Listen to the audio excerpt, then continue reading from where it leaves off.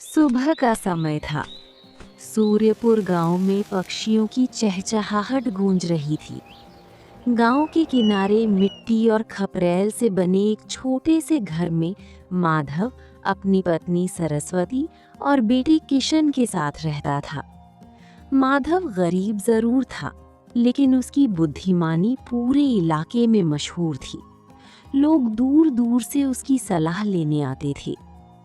एक दिन खेत देखने जाते समय माधव को अपनी फसल के बीच एक विशाल सफेद बैल दिखाई दिया।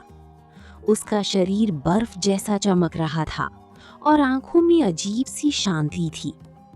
लेकिन पूरे गांव में पूछने के बाद भी कोई उस बैल को पहचान नहीं पाया। सरस्वती बोली, घर का खर्च चलाना मुश्किल है और आप एक बैल भी ले आए। माधव मुस्कुराया। जिसे भगवान हमारे दरवाजे तक भेजे उसे भूखा नहीं छोड़ना चाहिए। किशन खुशी से उछल पड़ा।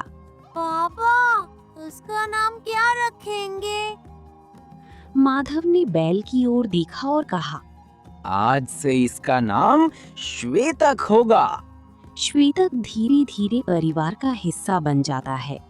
वो खेतों में माधव की मदद करता है। पूरे गांव में उसकी बुद्धिमानी और ताकत की चर्चा होने लगती है। लालची ठाकुर रणवीर सिंह उसे हथियाने की कोशिश करता है। गांव वालों पर दबाव डाला जाता है, लेकिन श्वेतक हमेशा माधव के साथ खड़ा रहता है। अंत में पूरा गांव माधव का साथ देता है और ठाकुर को हार माननी पड़ती है। एक शाम श्वेतक अचानक बेचैन होने लगता है। माधव समझ जाता है कि शायद अब उसका असली घर उसे बुला रहा है। वो उसे आजाद कर देता है। श्वेतक जंगल की ओर निकल पड़ता है और माधव उसके पीछे पीछे चल पड़ता है। महावन के बीच एक कुटिया के सामने पहुंचकर श्वेतक रुक जाता है। तभी वहां से ऋषि अत्रेय बाहर आते हैं।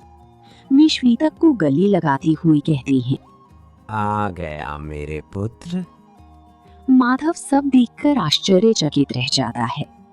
ऋषि अत्रेय मुस्कुराते हुए कहते हैं, ये साधारण बैल नहीं है, ये ईश्वर की ओर से भेजी गई परीक्षा है।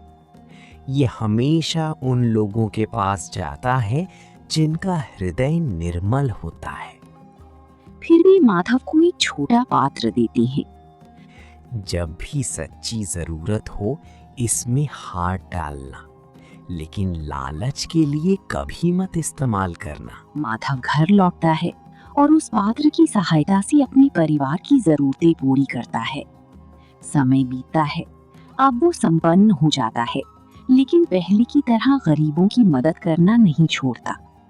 एक दिन ठाकुर रणवीर सिंह को उस पात्र का रहस्य पता चल जाता है।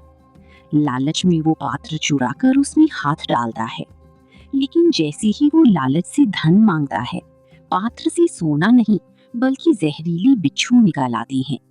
डरकर वो पात्र वापस कर देता है और अपनी गलती मान लेता है।